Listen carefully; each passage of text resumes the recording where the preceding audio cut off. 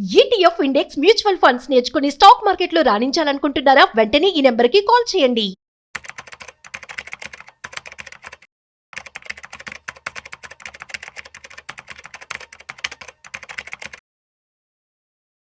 నమస్తే, welcome to Suman TV. నేను విష్ణు. ప్రస్తుతంతో పాటు ప్రముఖ స్టాక్ మార్కెట్ అనలిస్ట్ సుందరరామరెడ్డి గారు ఉన్నారు. సార్తో మాట్లాడదాం. సార్ నమస్తే. సార్ నమస్తే.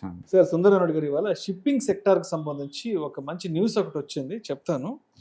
Shipping sector scheme proposal worth 70,000 crore to be taken up in cabinet meet today. ఏంటి అసలు ఈ షిప్పింగ్ సెక్టార్ స్కీమ్ ఏంటి? దీనికి సంబంధించిన అప్రూవల్ కూడా ఇవాళ వచ్చిందంటూ కూడా వార్త వచ్చింది ఒకటి. ఇండియాలో షిప్పింగ్ ఇండస్ట్రీ అనేది చాలా నెగ్లిజెన్సీ ఉందండి. అండ్ ఒకప్పుడు రైల్వేస్ ఎలా ఉండేదో ఇప్పుడు షిప్పింగ్ అలా ఉందన్నమాట. ఎవ్రీ ఇయర్ అచ్చం మన ఈ ట్రాన్స్పోర్టేషన్ లాజిస్టిక్ షిప్పింగ్ సెక్టార్లో 6 లక్షల కోట్లు మనం ఫారినర్లకు పే చేస్తున్నాం. అంటే ఇండియన్స్ ఓనర్షిప్ ఉన్న షిప్లు 1% కూడా లేవు. అంటే 99% మన ఇండియన్ వాడే షిప్లు మొత్తం కూడా బయట నుంచి రెంటల్ తెచ్చుకున్నాయి. మన షిప్ లేవు, అసలు ఇండియన్ ఓనర్షిప్ లేదు. 1% ఉందండి. దట్ ఈస్ లోయెస్ట్ అనమాట. ఇప్పుడు గవర్నమెంట్ ఆఫ్ ఇండియా దాని మీద ఫోకస్ చేసిందండి వాళ్ళు. సో ఈ రోజు కేబినెట్ మీటింగ్ లో క్లియరెన్స్ ఇచ్చారు. 60,000 కోట్లకి షిప్పింగ్ దాన్ని టోటల్ డెవలప్మెంట్ కోసం వాడుతున్నారు అనమాట. సో దీంట్లో ఏంటంటే టోటల్గా ఏంటంటే ఒకటి ఫైనాన్షియల్ అసిస్టెంట్ ఒకటి ఇస్తున్నారు 25,000 కోట్ల రూపాయలకి. అండ్ ఫైనాన్షియల్ అసిస్టెంట్ అనమాట. దీని ప్రకారం ఏంటంటే పెద్ద పెద్ద షిప్స్ మొత్తం ఏదైతే 10,000 టన్నులు ఉంది షిప్స్, వాటికి మొత్తం ఇన్ఫ్రాస్ట్రక్చర్స్ ఇచ్చారు. ఇన్ఫ్రాస్ట్రక్చర్ స్టేటస్ ఇచ్చారనుకోండి, అప్పుడు ఏమంటే దాన్ని తనఖా పెట్టేసి మనం తక్కువ రేటుకి లోన్ తెచ్చుకోవచ్చు. ఇప్పుడు వరకు ఇండియాలో అలా లేదు. ఇప్పుడు వరకు ఇన్ఫ్రాస్ట్రక్చర్ స్టేటస్ లేదనమాట. అది వచ్చిన తర్వాతనే హాస్పిటల్స్, హోటల్స్ బాగా డెవలప్ అయినాయి. అది రాకముందైతే వాళ్ళు ఓన్గా మనీ పెట్టుకోవాల్సి వచ్చింది అనమాట. అంటే ఇన్ఫ్రాలో ఏంటంటే లోన్స్ నీకు 6-5-6గా దొరుకుతాయి. అంటే పర్సనల్ లోన్లా తీసుకోవాలంటే బయట 10-11 అవుతాయి కదా. అందుకని దీనివల్ల ఏంటంటే ఫస్ట్ టైం ఇండియాలో ఒక ఇండస్ట్రీ స్టేటస్ వచ్చింది షిప్పింగ్ ఇండస్ట్రీకి. కాబట్టి డెఫినెట్గా షిప్పింగ్ ఇండస్ట్రీ చాలా ఫాస్ట్గా మూవ్ అవుతాయి అనమాట. మనం 5 years బ్యాక్ రైల్వేస్ ఎలా మూవ్ అయినాయో అలా మూవ్ అయ్యే ఛాన్స్ ఉందన్నమాట. రెండోది నేవల్ వాళ్ళకి కూడా ఓన్గా మేడ్ ఇన్ ఇండియా షిప్లు భారీగా తయారు చేస్తున్నారు. వాళ్ళు ఆల్మోస్ట్ 100 సబ్మెరైన్స్ అండ్ షిప్లకి 2030 కల్లా మేడ్ ఇన్ ఇండియాతో మ్యానుఫ్యాక్చరింగ్ చేస్తున్నారు. అందుకని నేవీ నుంచి కూడా బోల్డ్ అండ్ సపోర్ట్ ఉంది వీళ్ళకి. ఓకే, రెండోది ట్రైనింగ్ స్కూల్ లేదా డెడికేటెడ్గా స్కిల్ డెవలప్మెంట్ ప్రోగ్రామ్ కండక్ట్ చేస్తున్నారు. అండ్ దానికోసం రీసెంట్గా ఒక యూనివర్సిటీ బిగిన్ చేశారు అన్నమాట చెన్నైలో. అండ్ తర్వాత మెరిటైమ్ డెవలప్మెంట్ ఫండ్ అని చెప్పేసి మళ్ళీ ఒక 25,000 కోట్లతోటి వాళ్ళకి హెల్ప్ చేస్తున్నారు అనమాట. అట్లా స్కిల్ డెవలప్మెంట్కి మ్యాన్ పవర్ రెడీ చేస్తున్నారు. అండ్ మెరిటైమ్ డెవలప్మెంట్ ఫండ్ ఉంది, ప్లస్ సాగరమల్ల ఈ స్కీమ్స్ ఆల్రెడీ ఉన్నాయి. మొత్తం మీద గవర్నమెంట్ ఆ సెక్టర్ మీద చాలా గట్టి ఫోకస్ చేస్తుంది. వీళ్ళ టార్గెట్ ఏంటంటే ఇప్పుడు వరల్డ్లో 15th అడుగున ఉన్నాం, మనం 15th పొజిషన్లో ఉన్నాం. 2030 కల్లా టాప్ 30 కల్లా రావాలని చెప్పేసి. అంటే అంటే మొదట్లో ఈవెన్ మన మొబైల్ మ్యానుఫ్యాక్చరింగ్ అంటే అందరూ సెటర్లు వేసేవాళ్ళు. యాపిల్ బిగిన్ చేసినప్పుడైతే అసెంబ్లీగా మీరు వేసేది అన్నారు.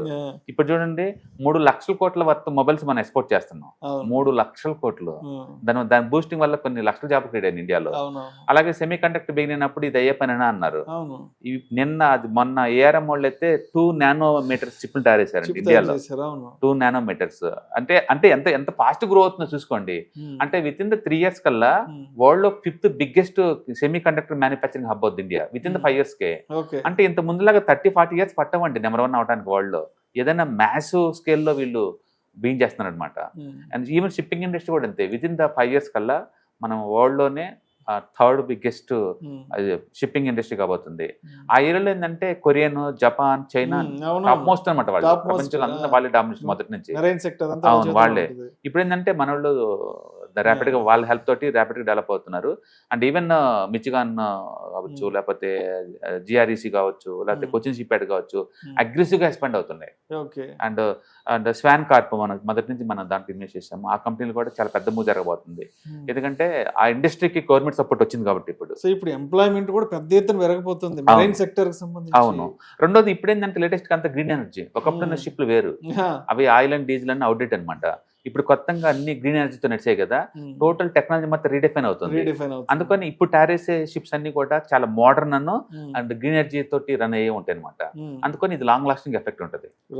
సో కాబట్టి ఈ ఏరియాలో ఒక 5 years బ్యాక్ రైల్వే థీమ్ అయితే ఎలా వర్కౌట్ అయిందో అవును. నెక్స్ట్ 5 years లో షిప్పింగ్ ఇండస్ట్రీ ఆ రేంజ్ లో ఎఫెక్ట్ అవుతుంది. Yes. అంత పెద్ద రాబోతుంది అనమాట.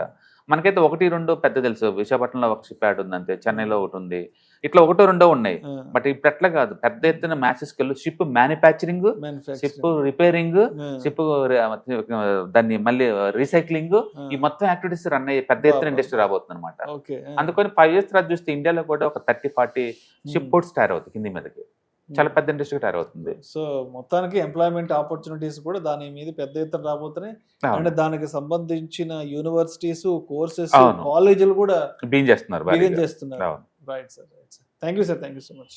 అక్టోబర్ 12వ తారీఖు మీకు దగ్గరలోని సిటీకి వస్తున్నాం. వైజాగ్, తిరుపతి అండ్ నెల్లూరు ఈ 3 సిటీస్లో ప్లాన్ చేస్తున్నాం. సో మీరు ఎవరైనా సరే స్టాక్ మార్కెట్ మీద passive income as well as active income కనుక ETFs, index funds and mutual funds ద్వారా ఎర్న్ చేద్దాం అనుకుంటే ఇది మంచి అవకాశం. సో మీరు ఎవరైనా సరే మీ దగ్గరలో సిటీస్ వాళ్ళు అనుకుంటే కనుక కింద స్క్రోల్ అవుతున్న నెంబర్పై పింక్ చేసుకొని మీరు సీటు రిజర్వ్ చేసుకోండి. సో ఇంతకుముందుతో పోల్చుకుంటే ఏంటి, ఇంతకుముందు మనం ఓన్లీ ఆన్లైన్లో తీసుకునే వాళ్ళం, ఇప్పుడు దాంతో పోల్చుకుంటే ఇది క్లాస్ రూమ్ ఎన్విరాన్మెంట్లో అనమాట. సో 1-to-1 ఇంటరాక్షన్ ఉంటుంది కాబట్టి మోర్ ఎఫెక్టివ్గా ఉంటుంది. కాబట్టి ఎవరికైనా ఇంట్రెస్ట్ ఉంటే ఈ 3 అసెట్ క్లాసులు నేర్చుకుందామని కింద స్క్రోల్ అవుతున్న నెంబర్పై పింక్ చేయండి. Thank you. హాయ్, స్టాక్ మార్కెట్లో వాలటిలిటీకి దూరంగా ఉంటున్నారా? పోర్ట్ఫోలియోస్ అన్నీ కూడా రెడ్లో ఉండి బ్లీడ్ అవుతున్నాయా? అంటే స్టాక్ మార్కెట్లో ఉండి సస్టైనబిలిటీ ఉన్న బిజినెస్ మోడల్ లాగా, లేదా స్టాక్ మార్కెట్ లాంగ్ టర్మ్లో మంచి వెల్త్ క్రియేట్ చేసుకునేలాగా ప్లానింగ్స్ ఏమైనా ఉన్నాయా? అయితే అలాంటి వాళ్ళ కోసం ఈ ప్రోగ్రామ్ అండి.